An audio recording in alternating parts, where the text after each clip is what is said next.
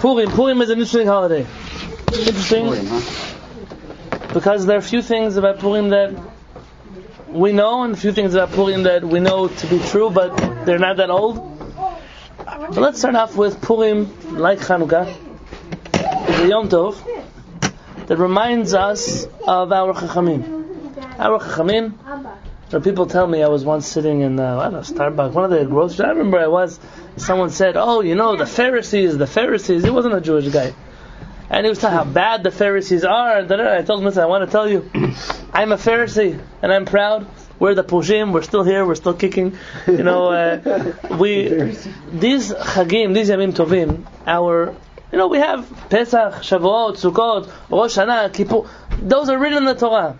These are holidays that our Chachamim instituted in the Jewish calendar. And whenever comes time for Purim, comes time for Chanukah, it's time for us to say, we don't just believe in HaKadosh Baruch Hu, we don't just believe in the written Torah, we're reaffirming our connection to the Torah Sheba'al Peh, to the oral Torah, to the Torah that our Chachamim, from the days of Moshe Rabbeinu until today included, are continuing to write, are continuing to transmit, are continuing to transform. Our Chachamim, they didn't live once upon a time and are over. They're still alive today. Our Chachamim are still writing, our Chachamim are still teaching. Maybe not the same as Rabbi Shimon Bar Yochai and Rabbi Meir Baal HaNes. They're still here. But we are part of a living tradition that is made up of our Chachamim. Our Torah is nothing without the Torah of our Chachamim. And very often I meet Jews. I love those rabbis. Purim is the time where you say, if you're one of those people who uses the word, those rabbis, during the year, please don't celebrate Purim. Please don't celebrate Chanukah. I once told the guy, he came to say Kaddish. I said, you should say all the Kaddishim. Just not the one that says, Al Yisrael, Val Rabbanan, Val Talmidei Chacham. There's a whole Kaddish about the rabbis, Yeah, we are students of the Chachamim. We have no choice. These are our tzaddikim, these are our teachers, this is the way we interpret the Torah. And the more you study the Torah of Chachmei Mishnah, Chachmei Talmud, the rabbis who wrote the Mishnah and Talmud, the more you will fall in love with them. The reason why people say those words, those rabbis, is because they've never had the experience of studying from our Chachamim the way they see the Torah. How many people here have really had a chance to study Gemara the way it was meant to be studied? To sit down and not just Purim now in a class in 2 nights. A real Purim. There's a whole Masechet Megillah.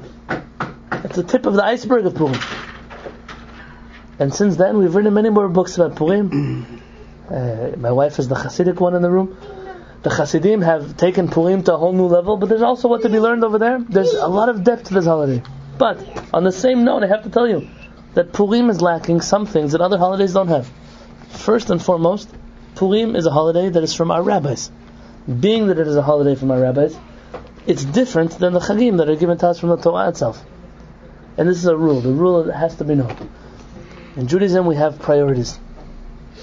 And priorities tell us that when two things come into conflict, they come into contradiction, which takes precedence? The one which is more important. If you ever, rarely find such a thing, you find yourself in a situation where either you have to violate something from the Torah or something from our rabbis would tell you, better to violate something from us than from the Torah. Of course, it's logical. If you have a custom versus the halakha, halakha says, now almost Pesach is around the corner. Halakha says X, and someone has a custom to do Y. The customs don't come and get rid of our Torah. The person has to know, as much as I love my customs, I love where I come from, there's halachot, we have a Torah. And in that Torah, I have to have an order of priorities.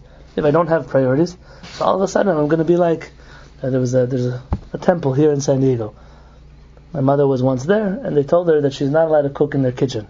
But these guys don't eat kosher. They eat chametz on Pesach. But they don't eat gebrakt. Meaning, they don't put matzah inside of water. And I'm going to repeat. They eat bread on Pesach. What? But matzah, they don't have matzah bal soup because it's against their custom. So now this is an extreme case of such a thing. But that is a classic case of what happens to the people who've lost their priorities. Women go up to the Torah, non-Jewish people are leading the tefillah, but gebrakt we don't do. Now I admire that someone so much loves their customs that they've kept them even after they threw away everything else. But priorities, a little bit of seder, a little bit of order in the world. A little bit of order. Purim is a holiday from our Chachamim. And if you find something that seems to, an attitude of Purim that seems to contradict something that our Torah tells us, between the Torah and between Purim, you would choose what the Torah says. I didn't hide you. Those of you who've been in my Monday class, you've already heard me talk about this for 2 weeks. I ask anybody forgiveness if you are of a different opinion. We don't get drunk on Purim. We don't get drunk on Purim. There are people who get drunk on Purim. What can I tell you about them? I don't have nice things to say, so I'm not going to say them. They have an understanding of Chazal, that there are many Chachamim that say such a thing. But if you push someone up against the wall, and you say, is this the mitzvah? Is this what we were commanded for? We don't do it. In my Beit Knesset, you're not going to have wine here in Purim. If you want to have some wine, you can have some, go to sleep before you come to the Sudah. You finish what you need to do. The Meiri says that we were not commanded, like I said in the morning today, we were not commanded for simcha, v'holalut, and shtut. We're not commanded for nonsense. You're commanded to come close to HaKadosh Baruch Hu. Everything you do on Purim has to come to bring you closer to HaKadosh Baruch Hu. Closer to HaKadosh Baruch Hu, to loving HaKadosh Baruch Hu. I read today to the ladies in the class a crazy thing from some Rebbitzin. I don't know if she's really a Rebbitzin. She calls herself a Rebbitzin. That Purim, you have to let loose. Our kids have to see us get drunk. This is the only way for Jewish continuity. What can I help? I can't help such people. There are Chachamim that perhaps when they drank and they were in different realms. It could be. We're not there. Maybe some of you are there. I'm not there yet.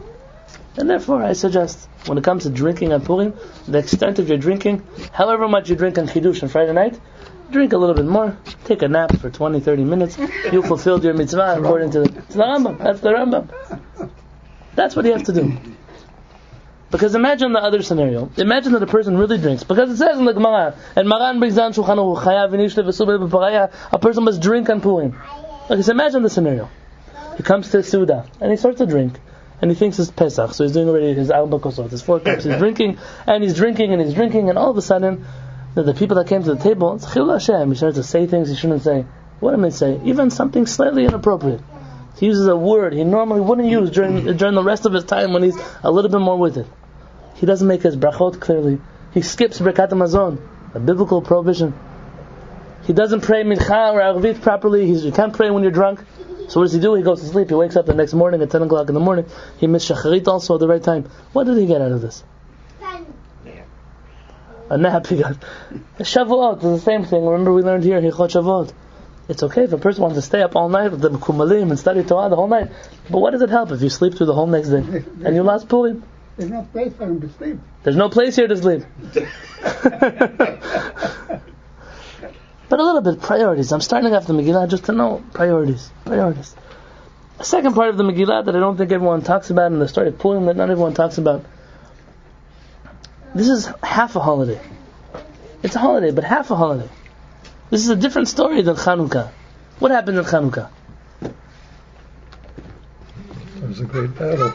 There was a battle, and what happened? We got back the Beit Mikdash. We restored Jewish kingdom in the land of Israel, albeit not the correct Jewish kingdom, but we restored a Jewish kingdom in the land of Israel. In Purim, we won, so we were saved. But we're still sitting in Galut. We're still in Chutz La'aretz. We still don't have our land back. It takes a while for us to get back to Israel, to start rebuilding a Beit Mikdash. When we go and rebuild the Beit Mikdash, how many people come? Only about 20. Tens of thousands of people. The rest of the Jews are staying outside of Israel. It was great for them in Persia. It was great for them. You don't even have anybody left over from those Galuyot. And when we celebrate Purim, we have to remember it's half a miracle. Some of our poskim tell us the reason why we don't say Hallel on Purim is because this miracle happened outside of the land of Israel. It's enough to celebrate, but not to the same extent we celebrate a miracle inside of the land of Israel. Those of us sitting here in Chutz La'aretz, I have a guest from Yerushalayim, so I can't, he's already in a different category. But we, who are sitting here in San Diego, we have to remember, we're also living half a Jewish life. We're living half a Jewish experience. We're here in Chutz La'aretz, so we're better than those people that don't even know about Purim that live here. Fine. But we have a chance, we have an opportunity to do Purim in Yerushalayim. To go back home, to make an effort in our life, to make it, to live there. We have to finish the Purim story. We did the first half, but you have to finish the second half. It's part of our job. And to remember that even though you're celebrating here in Purim, Esther says, Eli, Eli, lama azavtani? Why? We're saying, Hashem, why did you leave us? But really Hashem is saying, I came back home, where are you? I came home and now half my kids are sitting in America, in Canada, in South America, in Europe, with nice cars and houses and swimming pools. What do you get from it? Purim is half a story. The other half of the story you need to write. And it has to be, if it's not happening tomorrow morning, then it's a decision that sometime in my life I will take the step to go home. I've said enough. Just a few things, halachot here. Reading the Megillah. We have to read the Megillah how many times in Purim? Twice, right? Once at night, once in the day. If you miss the reading at night, you can't read twice in the day and catch up. It's once at night, once in the day. Two separate mitzvot. Which is more important? We mentioned this? The day Megillah. The day Megillah is more important than the nighttime Megillah. You should know, in Morocco, the ladies had a custom only to hear the Megillah at night, and not in the day. Rabbi Shalom Masas, who was the chief rabbi of Yerushalayim, wrote a whole letter trying to make this custom fit according to Halacha. With all due respect, he's one of our big tzaddikim, but even if he is correct that a woman only has to hear the Megillah once, it would have been better for her to do it in the daytime than at night.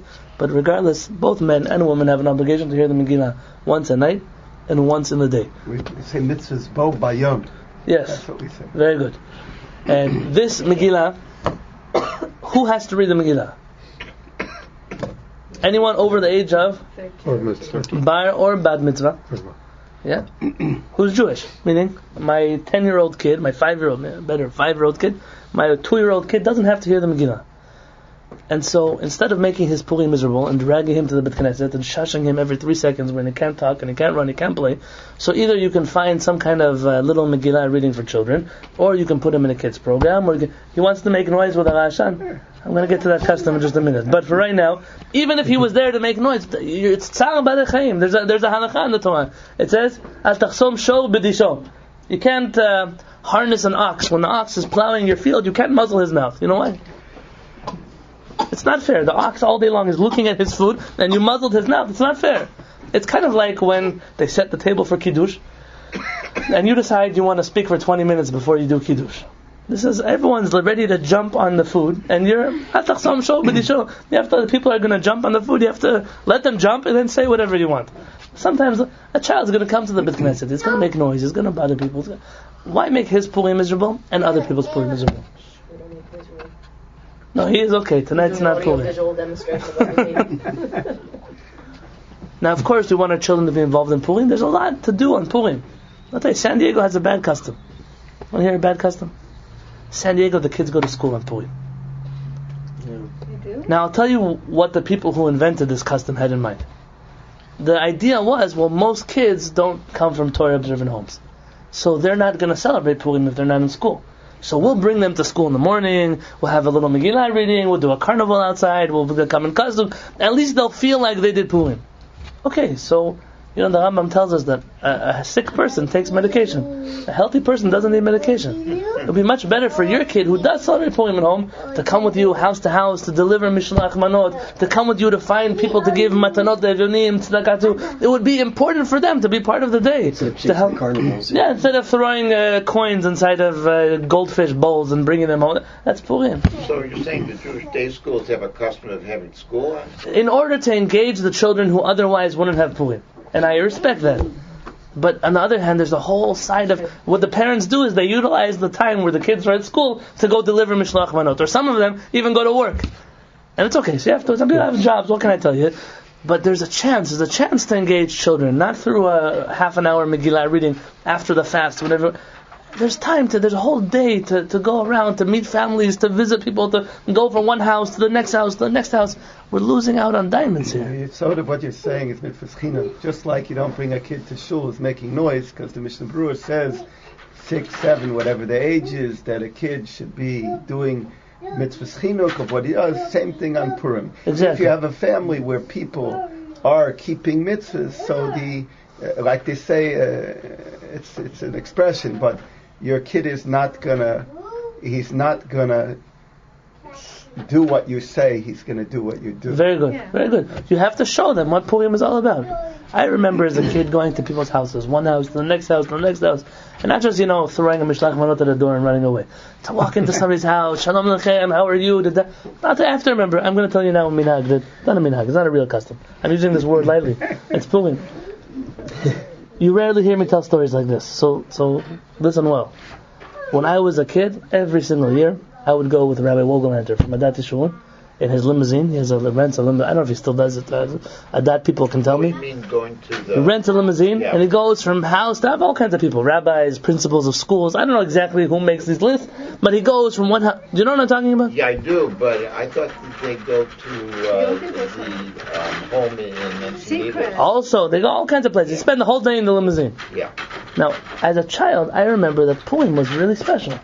You see a rabbi who takes his whole day, he goes to visit sick people, he goes to visit people who can't come to the Beit Knesset, he reads Megillah here, he reads Megillah over there, he's giving out Mishlach Manot, he's dancing with people. That's a really special thing. You're going to tell me that a carnival at school with a clown who does balloon and face paintings, that's the same thing?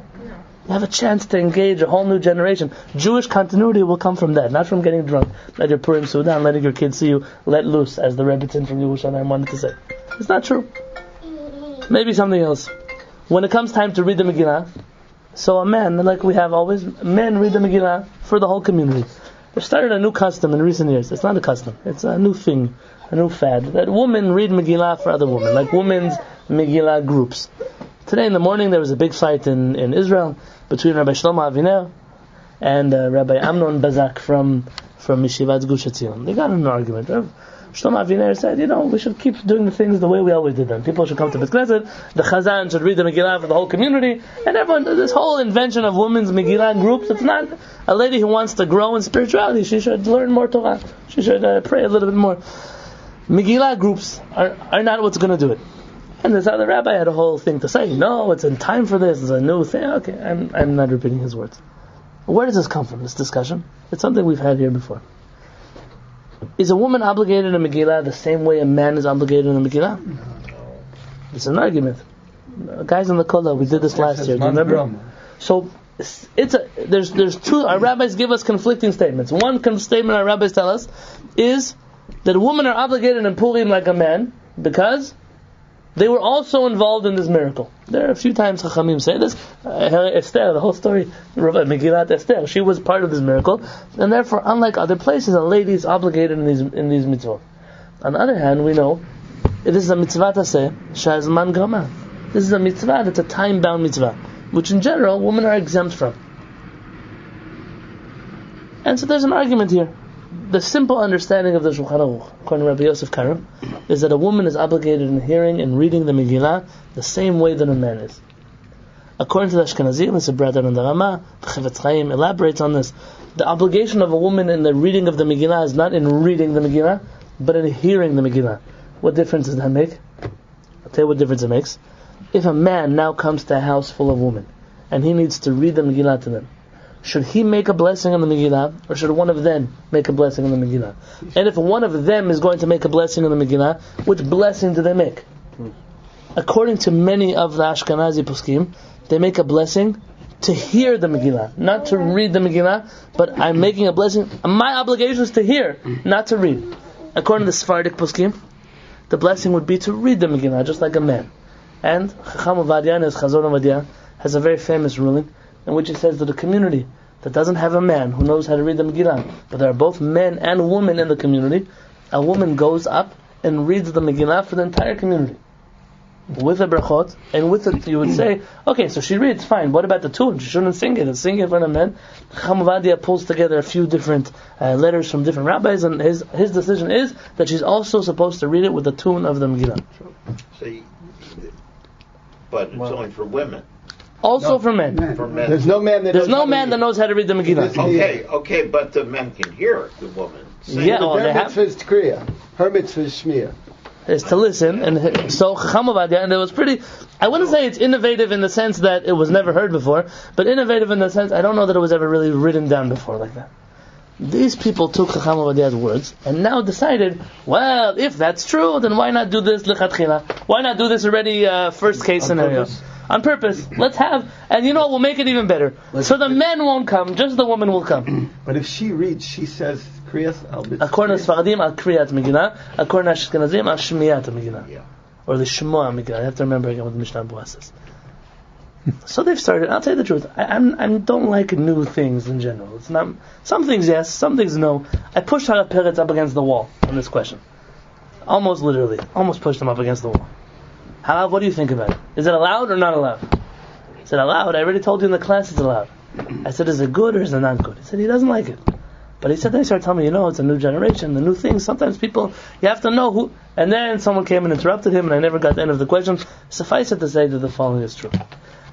A person's motivations, in general, have to, if you're in a place, I don't know, give me a scenario.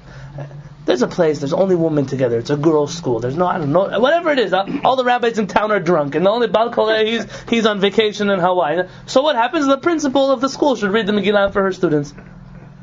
But in Stam Kacha, just to create new orders in the world. At the wall. Yeah, like what we're not. We didn't survive our galut to do things like this today. To add, very often the people who are taking a mitzvah and you say, are you using it to exploit a cause, or are you using it because you really want to do the mitzvah better?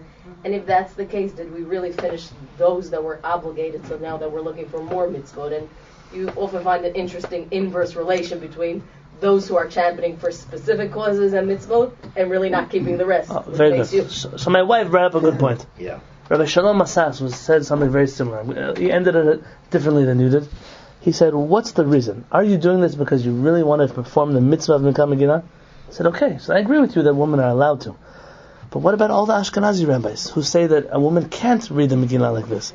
In which case, you now have only fulfilled your Megillah according to half the opinions of the Jewish community.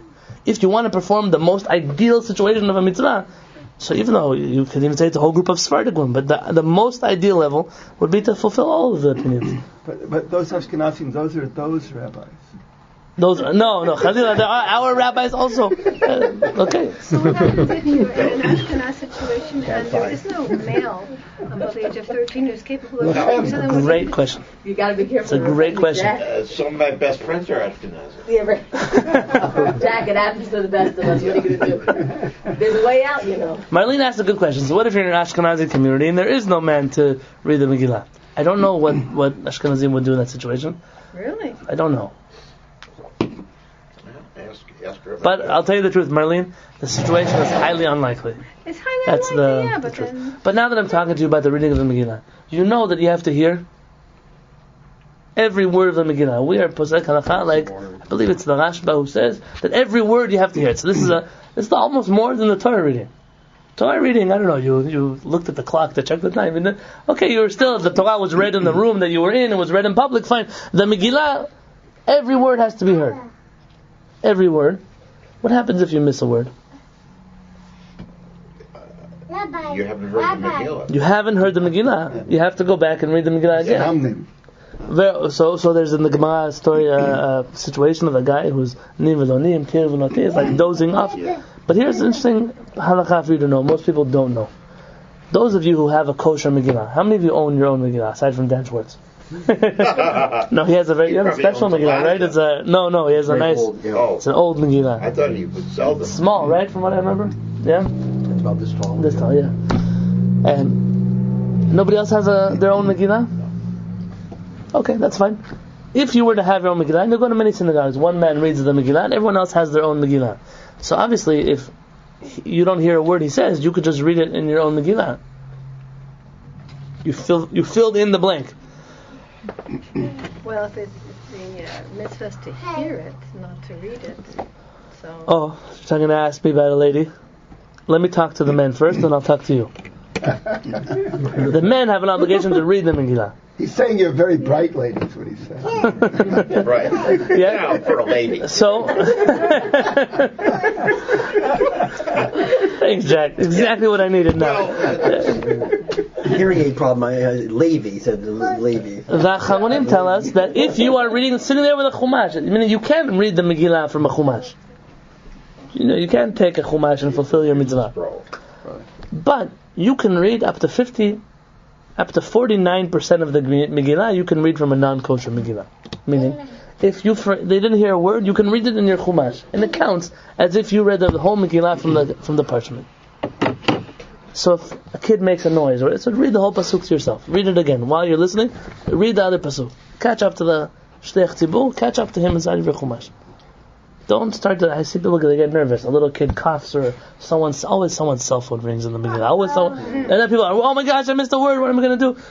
Just read. So you're saying that along. works if you have a Megillah, but not if you have a. So it definitely works if you have a Megillah. But if you have even a printed book, it works so long as the majority of the Megillah you heard from a kosher Megillah. So 1 or 2 verses or 1 or 2 words, nothing will happen to you.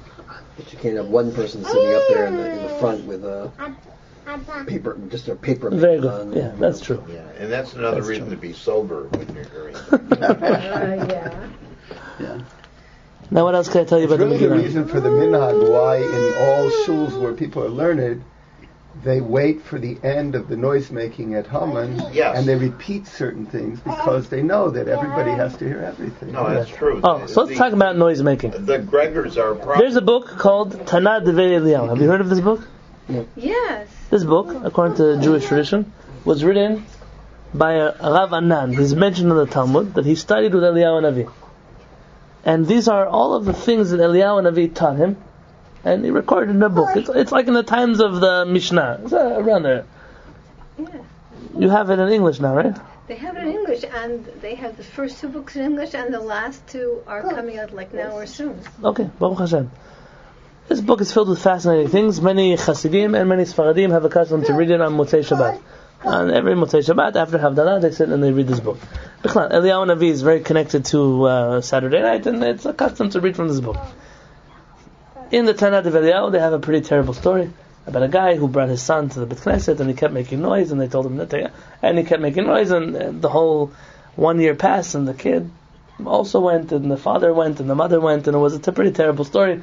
But from here, our rabbis took it very seriously that noise shouldn't be made excessively in a Beit Knesset. It's a place where people come to pray. It's a place where people come to ever been in a Beit Knesset and some kid runs by and there's always that old guy that says, "Hey, don't run in a Beit Knesset." You know that guy? He's right. I mean, I don't think he's right that he should scream at the kid because the kid's so he'll just run the other direction, not next to the old man. But there is a certain level of Mo'ah Migdam sitting inside of a Kadosh Baruch Hu's house. You know who has that kind of feeling inside of their temples? The non-Jews. Once had a non-Jewish cleaning lady in the Beit Knesset, and she was so upset.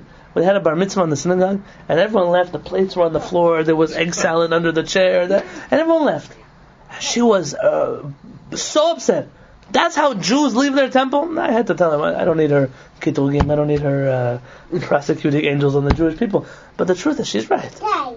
Nobody's going to leave a church with the benches upside down, and okay, the cleaning lady's going to come tomorrow, she'll clean it. A little bit of kavod. I'm not telling you that Beit Knesset has to be like a funeral, but a little bit of somber. It's a place where people come to connect to HaKadosh Baruch Hu. So there's people that talk during tefillah. Especially I hear people talking a lot during the Torah reading. I understand Torah reading can get long, it gets a little bit boring, but the people who talk, it's bad enough you're not getting the experience. But they're taking it away from you. They're taking it away from the person who's sitting next to them. The person who's sitting on the... There are other people that did come to hear the Torah, and people are ruining their experience. You're at a Shabbat table, and people are singing songs. And you have that one person that's convinced that the sale that they had at Macy's is much more important than singing Eshet Chayim. And they have to tell their friend, "Oh, this dress, look what I got." Now, during Eshet Chayil, we're singing for you. We're singing for you. And it's okay if you don't want to sing, fine. But to ruin someone else's, you know what it's like in a room where 20 people are singing together? It's a different experience, in a different place. To help people to get to that place. Purim, you come to the Beit Knesset, help people get into that mood of, we're reading the Megillah, it's going to be quiet in here. And that's why, for the most part, we don't make noise during Haman. But I said today in the morning, I still hold that it's true. There are worse people in the world than Haman. Haman didn't end up killing us. What about Paro? Paro, you know how many of us he killed? Obama? I don't know politics, but Paro, he killed us. And what, you ever hear somebody in the middle of the Torah reading, boo, about Paro? Paro was a pretty bad guy. How many times you read the Haftarah, you mention names of people that it's almost a surprise Hashem left their names inside the Tanakh. Yeah. Amalek. Well, Amalek is Haman. He's from Amalek. The thing is, that's why it's accepted. It's because of Amalek. Yeah. So I'll tell you, I said tonight in the morning, and again, you're going to rarely hear me say this, so I'm going to say it again. Chabad has a nice custom, I like on Purim. And their custom is that if they make noise, they only make noise 5 times in the Megillah. Only wherever it says Haman with another word. Haman Harasha. Haman Hagagi. Haman Ben Habdata. Haman. Every time it says Haman with something else, they make noise. The rest of the Hamans, they don't make noise. I'll tell you, that's a nice compromise because it gives the kids and the people who came to make noise, it gives them an outlet. On the other hand, it also gives those who want to hear the Megillah properly. I like it. It's a nice balance. And if you're in a place and they follow that custom, go tell the rabbi, go tell the Baal. I really appreciate that this is what you did this year. I really appreciate that you compromised, that both people had a chance. Go tell them that. Is it a Sephardic custom not to make noise? We don't make noise at all. And I don't know if it's a Sephardic thing. We don't make noise at all. I can't speak. Sephardim is like saying, is it an Ashkenazi? How many kinds of Ashkenazim there are out there? I have never been in an Ashkenazi shul that didn't make noise. Have you been? No, I haven't. Really? I have been. You have? Yeah. Not out in these, and not out in the boondocks like San Diego, okay. But no, but it does. The Purim Halacha does bring down that the custom was much more prevalent in Ashkenaz communities, like customs. He says both of those customs were much more prevalent in Ashkenaz. Yeah. She's going to mention customs. We'll talk about it in a second. But you're right. There are many things that we do that in our head, like that's Purim, that are strictly European customs. So I don't know. It could be that it's. I didn't grow up in a Sephardic synagogue, so you don't wear costumes either. I always wear customs. The whole year I'm pretending to be somebody I'm not. Okay. You're wearing a nice costume today. Thank you. Yeah. My wife picked it out. Yeah. You look like that guy on YouTube. For your channel? Okay. No, so I dress up. But I'll tell you, when it comes to dressing up, we'll get there in a second. There's also a way to dress up on Purim. Chachmei Ashkenaz didn't make Purim into a Jewish Halloween. They were tzaddikim like everyone. It was a certain... even dressing up. When a little kid... I got a picture today on my phone of a whole class in the school. They all dressed up like Rabbi Yosef. Oh, wow. All of them. It's like 30 Rabbi Yosefs. Someone sent me a picture last year in Purim in a Hasidic synagogue of a little kid who dressed up to be like the Rebbe of this, like the whatever Hasidut it was. He dressed up to be like the Rebbe, and he went to go shake the Rebbe's hand. And you see, like the Rebbe and Mini-Me. It was like a miniature Rebbe. That tells you, what does the kid want to be on Purim? He wants to be like the Rebbe. That's a really big deal. When a kid dresses up like the angel of death because it was on sale at Party City, and he comes with a sword with fake blood. I don't have to tell you what you see on Purim. What am I passing on to the kids that this Purim is all about? Then Chachamei Ashkenaz didn't have such a thing in mind at all.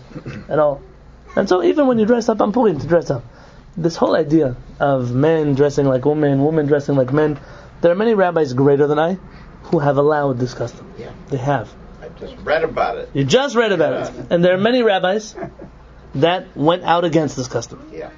Now, the truth is that what I started off here in the beginning, there's a biblical commandment that men do not wear women's clothing, and women do not wear men's clothing. And regardless of any rabbi afterwards that could come and say, the words of the Torah take precedence over anything else in the world. It doesn't. That's the formula. The formula is the Torah says X. The rabbis didn't command us to dress like women, so it's not even a rabbinic thing. Is it a custom? It's not even a custom to dress like women or men. The custom is to dress up. And so there's no reason that I can think of. I saw what other rabbis wrote. They're trying to judge Am Yisrael favorably. But I can't justify breaking a mitzvah in the Torah for what? For Purim. It doesn't make sense. And so you're going to tell me the little kids in school are doing it, fine. But you have places where rabbis are dressing up like women. The rabbi comes to the Beit Knesset, he's dressed up like, I don't know what he's dressed up like. That's what Purim is supposed to look like. We have to, Purim is a holy day. The one I liked was a picture of a Hasidic guy with a big giant strommel made of popcorn. There's some clever customs, and the idea is to bring a smile to someone else's face, to bring a simcha. This is a happy day for us. Let's talk now about happiness. Part of being happy is letting go about what? Specifically with our finances. We like to, I don't give to these kind of people, I don't give to homeless people, you have a list of people you don't give to. I was once at somebody's house, and I had to help them write a check. Long story. I had to help them write a check. And then they asked me to have these books that come with a check. You record the checks that you wrote. And I was so impressed. It wasn't a wealthy family, don't think. They hosted me and they needed some help around the house. I said, listen, I'd like to stay here. I want to help you.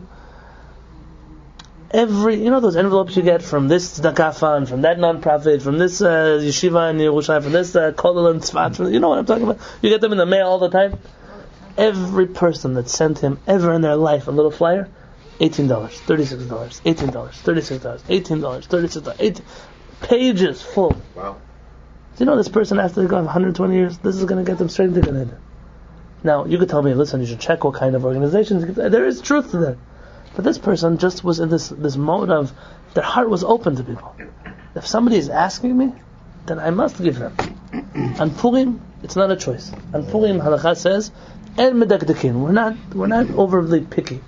Rather, on Purim you give kol poshet yad notimro. And when he puts out his hand, you give him. Maran says that even if a person is not Jewish, I mean, you don't have an obligation to run around. Everybody who puts out their hand, you give them tzedakah. Everybody.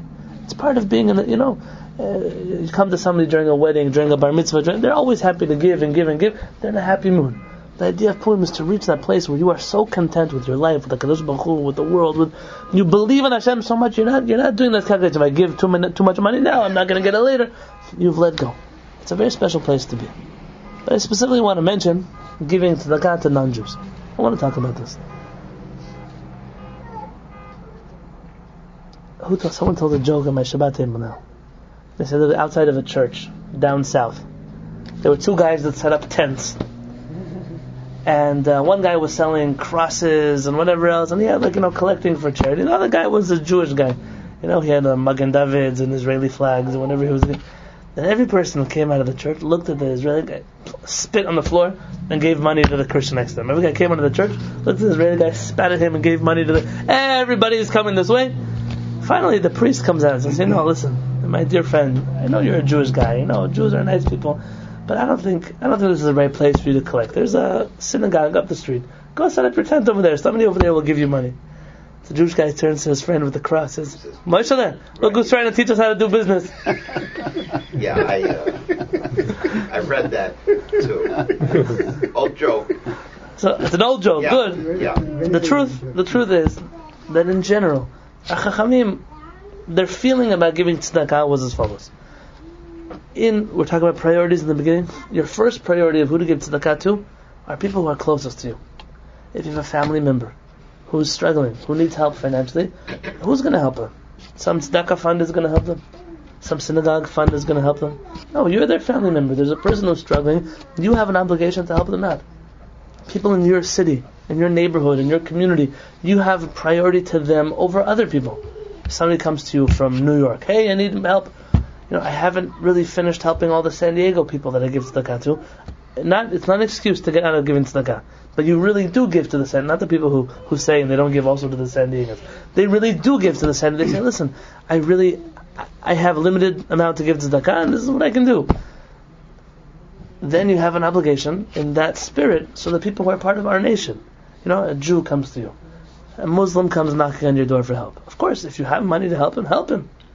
But he has other people that his interests are in their minds. We have to, it's a common sense, we help our people, we help them because they're closest to us. Our Chachamim mentioned though that if a Jew and a non-Jew come knocking on your door at the same time, you have to give both. And the reason is, you don't want to increase hatred. We're not here to spite the non-Jews, we're here, of course I'll help you. It's not I don't want to help the non-Jews, I want to help everybody. I have to help those that I'm responsible for first.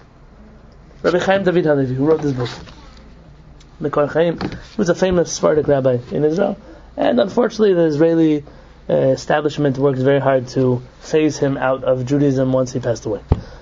Rabbi David Halevy has a whole essay on this, in which he says that today, Baruch Hashem, it's time for us to step up to the plate. He says we shouldn't just give tzedakah to non-Jews because we're afraid of fighting with them. They said we should already have reached a place in our world where there's an ideal to help out human beings. And if Chaim David Halevy pushed this very much. And on Purim it's a chance, a little bit, to do this. The whole year we're helping out Jewish world. Also to find, of course we give our matanot evinim, but anybody that you see. You don't give to the guy at the corner by Ralph's who collects money for you. You don't give on Sports Arena Boulevard. No, it's time to stop. And make a point about it. Make a point and say, hey, here it's a Jewish holiday, I want to... everyone says, thank you for being a good Samaritan, now I'm a good Jew. Tell him such a thing. Every year I go and give a Mishloach Manot to people. All kinds of people have Mishloach Manot from my wife and I. That's why they should know that Jews, we give tzedakah to people. We help out people. Rachel told us a story a few weeks ago about a man who he got a loan to build a Beit Knesset because once upon a time, when he was a child and his mother needed money, there was a Jewish grocery store owner who helped him out. These stories go a long way. They go a long way. It's our job to take the world to a higher level of tzedakah, a higher level of consciousness, to connect people together. A lot of people need our help. And the best thing you can do on Purim is to give a blessing to anybody who comes to collect. In San Diego, you don't have this culture so much. You don't have so many people coming to you to collect. You're going to have to find people to give money to. But to give someone a blessing, I bless you that you should never have to ask someone else for money in your life. Bless them. And my blessing for Purim is that next year we should both be giving tzedakah to people. It's a good, bless people as much as you can. Bless them. I once asked my father, there's a certain person that come to collect from me, should I give them money? I don't think they really need it. My father told me something. He said, if somebody lacks the busha, lacks the shame to ask you, that means they really need it. And even if they don't need it because they're lacking money in their bank account, for whatever reason they need, you shouldn't don't let a person hanging like that. If someone comes and puts out their hand to you, it happens to me a lot now. There are people who put out their hands to me. I know the things they say about us behind their back. I shake their hand. You know why? Someone puts out their hand. I shouldn't shake his hand. I'm going to leave his hand hanging. Someone came to give me Mishloach Manot this week. A person who's tried so hard the last few months to make everything we do here miserable. Should I take Mishloach Manot? I'm not going to, my initial Yetzel, take the box and throw him in his face. But that's what Purim is about. Mishloach Manot you don't do on Sunday. I just want to let you know. But if you're the mitzvah. But very good. To make reyes. Very good. So I said this on Shabbat. And I said this, that remember you're supposed to give Mishloach Manot, especially the people you don't like. The people that you want to create friendships with. And my wife, who's like my Yetzer Tov, is sitting behind me. And maybe, I don't know, but maybe. And she says, Yoni, you have to do what you told. You said that this is to create friends. Take it. And I took it. And I'll tell you, I'm still like, inside of me, do I eat from it? The whole story of Purim happened because we ate from a food of evil. At the end of the day, Purim is a holiday to let loose a little bit. The boundaries, the barriers that we build up around our hearts, around ourselves, it's time to let go of them a little bit.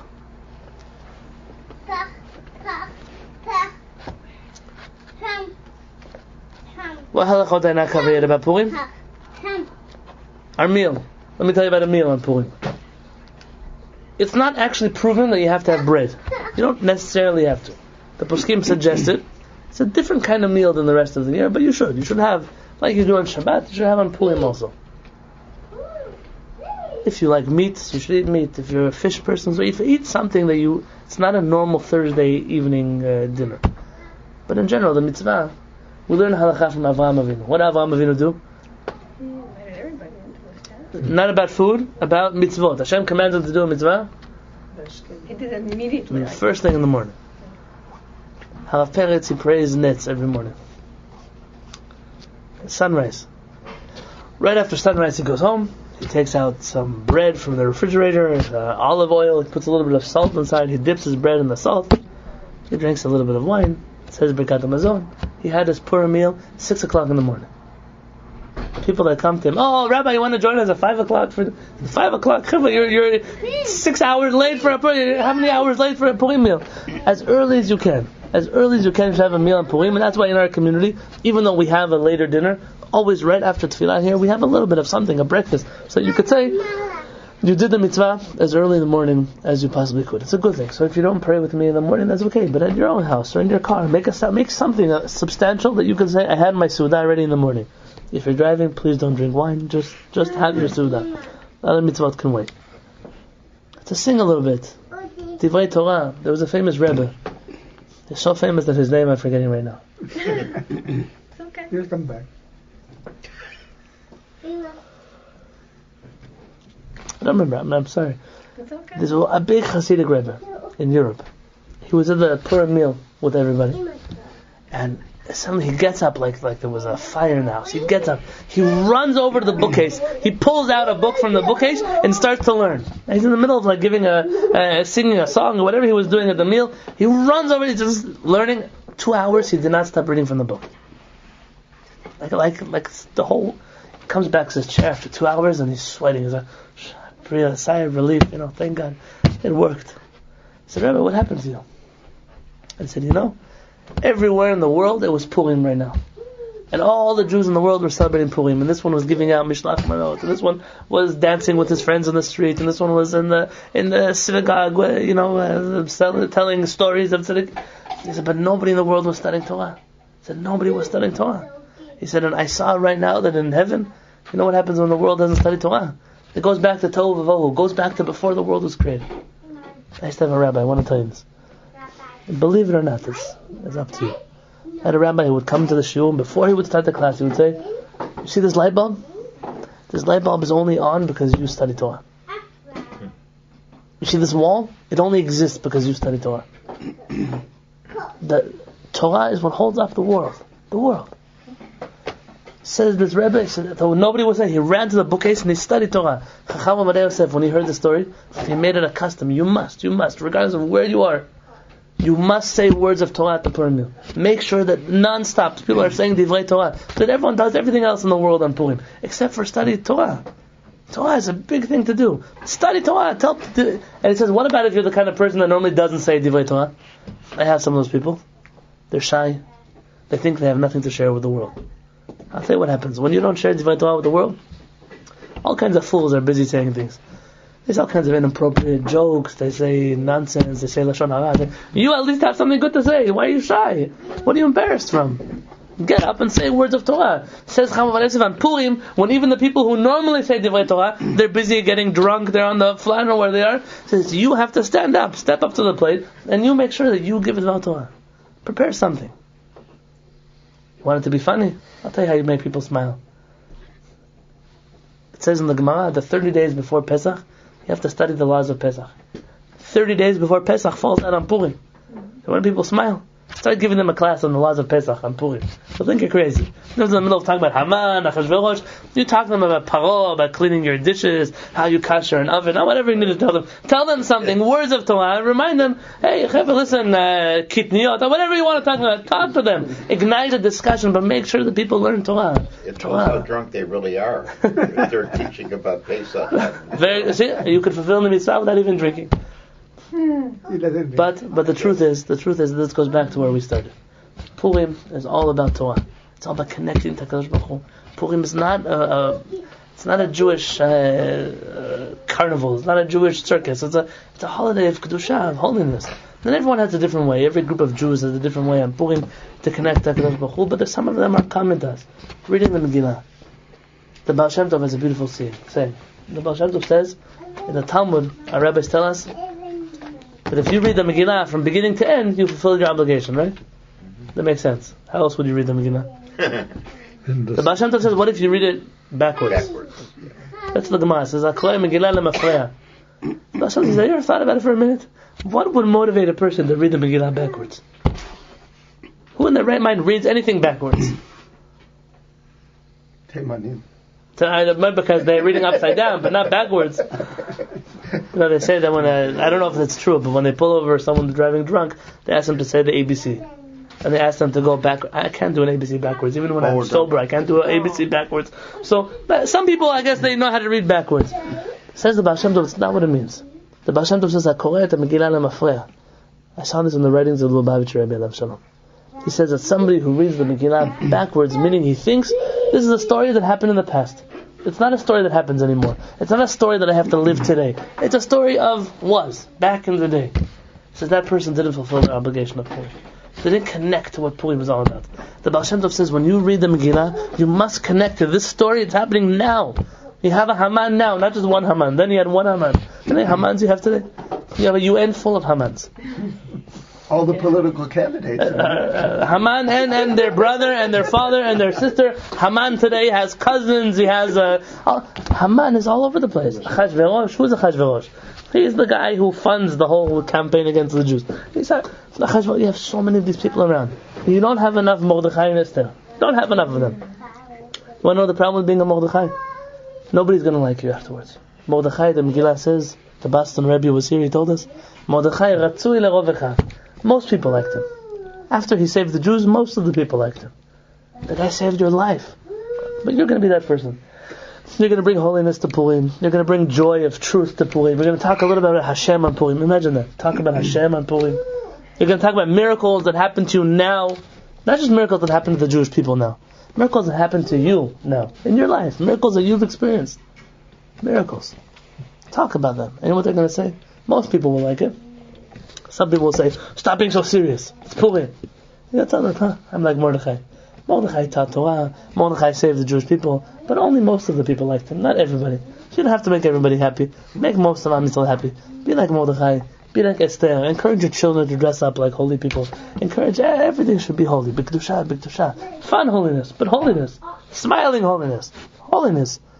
And I was asking you for not to be holy like on Yom Kippur, fasting and not wearing leather shoes, but holy. That's why a special in time. They have a custom, the Chassidut that I'm from. The custom is that on Purim you wish everybody a kosher Purim, and on Passover you wish them a happy Passover. Because kosher Passover for sure will be. You want to make sure it's happy. Purim will always be joyous. You want to make sure it's going to stay kosher too. Very nice. Very nice. B'ezrat Hashem, tomorrow there's some more halachot I want to go to. When we're done with the halachot, maybe a few more things about Purim, about the Megillah in themselves. Some ideas, some questions that you've asked me over the last few weeks that I've gotten answers to.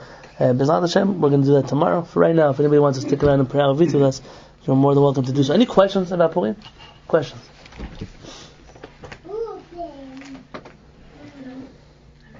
I gave a really good class and I answered everything you ever needed to know about Purim, which I highly doubt. So, anything you... So you say it's important to have the communal meal early in the day rather than later? Right, and again, the reason they do it later is because people work on Purim. Yes. Right, I understand that. Yeah. Again, our rabbi says that somebody who works on Purim is allowed to, but they're not going to make any money on Purim. Yeah. So if a person has to, so that's why they make it later in the day. But the ideal would be earlier in the day. Okay. You have to have the meal after you get the second reading of the Megillah. You have to read the Megillah as early in the day as you can, so after would probably make sense. But we read it here twice, once after 4:45. We'll read it again before the Suda. If you know anybody who needs a Megillah reading or something, then let me know, and we're more happy to read it for them. Is there someone in San Diego that gives Matanos Lavyanim Eretz Yisrael? Very good. So giving to Israel is complicated. I don't know if there are there rabbis. Does Rabbi Yonatan to do? Right. So the question is how you get it. How you get it to people in Yerushalayim on the same day that you're obligated in the Matot Well, Levinim. I mean, he does. I don't know how he does it. He Interesting. doesn't use a dove or a Could be. pigeon or And so Rabbi Hollander does it too? He probably There's one. So I'll tell you, I give Matot Levinim here in San Diego. So if you don't know who to give to, you can give to me. None of it stays in the Beit Knesset. Rabbi Jeff Wokelerdner. Okay. So, okay, you could if he has people in Israel and he knows how. Yeah. My parents recommended to me not to do it. That was my in the olden days when I lived in Israel. So he did it for me, and the problem was sometimes I would be in Haifa, sometimes I'd be I'd have to work. Saying, okay, listen, that's Israel problems. B'ezrat Hashem, we should have those problems. Right now we're here. Everyone keeps Purim on the same day. Just make sure you do it through a competent rabbi who knows halachot. That's the important part. So when we take if you take the money, it's going to be like around the 4:45 time, or is it going to be like early in the No, early in the. I should take it even before Purim. That's what I do. Normally before night. Purim. And the first thing I do after this meal is I go around. Even now, the rabbi has to have the money to be able to give it bo b'yom technically, so that someone could actually buy their suda or use it on Purim if they wanted to. Right. So that means no checks or credit cards unless you're going to do it now when we can get it to the bank account before then. I can't rip the check in half and give it to two people. So that's something tangible. And I'll send an email about that tomorrow. B'ezrat Hashem.